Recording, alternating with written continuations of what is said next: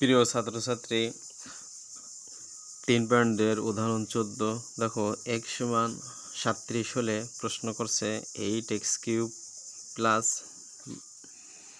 72x square plus 216x plus 216 এর মান কত, এটা প্রশ্ন করছে। দেখো এটা মান নির্ণয়ের কাজ করছে। দেখো এখানে আমি সবসময় একটা কথা বলে থাকি যে অঙ্ক মানে ধাঁধা। অঙ্ক মানে কি ধাঁধা। তোমাকে ধাঁধাটা আর ওই প্রশ্নের ভিতরেই সাধারণত ধাঁধার উত্তরটা থাকে।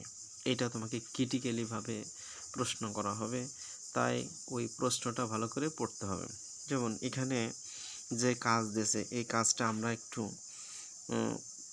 বুঝে শুনে করবো, ভাঙায় নিতে হবে, সূত্রের মাধ্যমে ভাঙাবো। যেমন আমরা এই পাশে একটু করতেছি কাজটা, দেখো টেনে নিয়ে আসলাম। এই 8 আমরা কিউব করলে কোন কাজটারে কিউব করলে আমরা 8 পাই। দেখো 2/x কিউব করলে আমরা কিন্তু কিউবটা পেয়ে যাচ্ছি। যেমন 2 দুগুণে 4, 2x কিউবরে যদি আমরা হোল কিউব করি তাহলে 2 দুগুণে 4, 4 দুগুণে 8 হয়ে যায়। আর এই কিউবটা x পাই, তাহলে 8x কিউব পুরো হয়ে যায়। এটারে কি ধরবো বলো? b ধরবো। তাহলে আমরা এখানে b ধরি। তাহলে সূত্রের 3a, সূত্রের a পাইছি কত বলো? 2x। এইটাই কিন্তু সূত্রের a, তাহলে এরপরটা স্কোয়ার পাবে। দেখো এটা 2 দুগুণে কত? 4, 2 দুগুণে 4, 4 আর 3 গুণ করলে কত হয়? 4 12। আর কোন সংখ্যা দ্বারা গুণ করলে পারা এই বি হেনে বসবে, কোন সংখ্যা গুণ করলে 72 হবে। তাই 4 12, তা 6 12 72, আমরা কি পারি 6, কি বলো 6।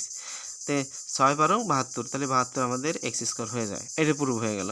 এবার সূত্রের প্লাস, আবার সূত্রের 3a দোষী কোন ধরে বলো 2x রে। এখন 2x রে যদি ধরি তাহলে এইটার আমরা কিন্তু অলরেডি b ধরে ফেলেছি 6টা, তাহলে আমরা এখানে কি b এর উপরে স্কোয়ারে দেব। এবার সূত্রের প্লাস, আর এখানে আমরা 6 ছক 36, 36 3 36 কত হয়? 216 হয়। তাহলে আমরা এখানে 6 পর কিউব দিয়ে দেবো, তার মানে বি কিউবটা আমরা ভাঙানো হয়ে গেল। এখন আমরা মনে করি যে ভাঙাইছি, অঙ্কটা ভাঙানোর পরে আবার আমাদের সূত্রে আসতে পারবো বা আসার রুলস আছে। যেমন ভাঙানো থাকলে সূত্রে আসতে হবে, সূত্রে থাকলে ভাঙাইতে হবে। তা আমরা এই যে সূত্রটা আমরা ভাঙাইলাম, এই সূত্রটা কোন সূত্রে ভাঙাইছি? a প্লাস বি হোল কিউবের সূত্রে ভাঙাইছি। তাহলে a দস্যি কোণারে বলো 2x রে, সূত্রে প্লাস বি দস্যি কোণারে 6 রে, এই 6 দিয়ে এবার দিয়ে হোল কিউব দিয়ে দেবো। এইটা সূত্র, এইটা ভাঙালে এইটা ভাঙানো আসে, মানে এটার কাজ করলে এটা করা যায়। মানে এখন আমাদের ভাঙানো আছে, আমরা সূত্রে আনলাম, এই হলো থিওরি, আর কোনো কাজ নেই। সূত্রে থাকলেই ভাঙানো যাবে, ভাঙানো থাকলে সূত্রে আসতে হবে, এই হলো ব্যাক। এখন আমরা কোনো দ্বিধাবোধ না করে আমরা এই মানটা আমরা দিয়ে দিতে পারি। আমরা একটু কাজ, এখানে মানটা আমাদের টাইনা নেই দেওয়া আছে, মানটা নিয়ে আসা উচিত ছিল। যাই ঘন একটা মান আমরা অঙ্কের মধ্যে পাইছি। দেখো এখানে এই যে এক্স এর সমান 37 আছে, একটু খেয়াল করো, এক্স এর সমান 37, এই 37টা আমরা এখানে ব্যবহার করব। যেমন 2 বসাইলাম, 37 আমি এখানে দিয়ে দিলাম, প্লাস কত 16, এখানে কিউব করো। দেখো এই যে ইটা আছে, তাহলে 37 আর 2 গুণ করলে কত হয়? 7 গুণ 14, 60, 14 কত বলো 4, এখানে তুমি 14 4 দাও, আর 3 গুণ 6 7, তাহলে হয়তো কত 74 আর 6 এর হোল কিউব দিয়ে দাও। এখানে ব্র্যাকেট তুমি সেকেন্ড ব্র্যাকেট দেওয়া লাগার প্রয়োজন হয় না, যদি দিতে চাও এই জায়গা দিতে পারো, কোনো ছেলে মেয়ে যদি দিতে চাও। দেখো এটা যোগ করে দাও, 6 4 কত 10, একটু খেয়াল করো, 10 এর শূন্য হাতে কত থাকে? 1, সে 1, এই 7 এর সাথে যোগ করো, 7 আর কত 8, 8 এই কিউব করো।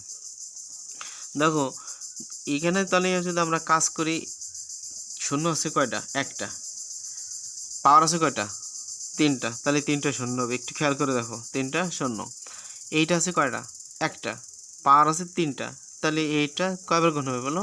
3 বার গুণ হবে। তাই 8 গুণ করো, 8 গুণ 8, তাহলে 8 8 কত? 64, 60 আর 4 64, 64 8 দ্বারা গুণ করো, তাহলে 8 4 8 32, কত বলো 2, হাতে কত থাকে? 3, তাহলে 4 এই 8 আর 6, 6টা 48, 49, 50, 51, 50 আর 1 51, তাহলে কত হয়?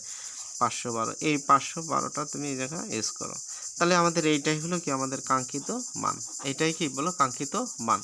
দেখো এইটা একেবারে সহজ কাজ, যদি তোমরা করতে পারো, আর না করতে পারলে কিন্তু তোমাদের জন্য জটিল। এটা হলো নির্ণয়। এখানে তুমি একটা কাজ করতে পারো, তুমি নির্ণয় মানটা ওই লিখতে পারো, নির্ণয় মান কত 5000, এটা দিতে পারো 151200 দশক শতক হাজার, তোমাদের একক দশক শতক হাজার লক্ষ। এখন এইটা হলো তোমাদের কি রেজাল্ট। এখানে কারো প্রশ্ন থাকলে অবশ্যই প্রশ্ন করবা, কারণ এই ছোট ছোট উদাহরণ থেকেই তোমাকে সামনে বড় বড় কাজ করতে হবে। তাই বেস্ট অফ লাক, ভালো থাকো।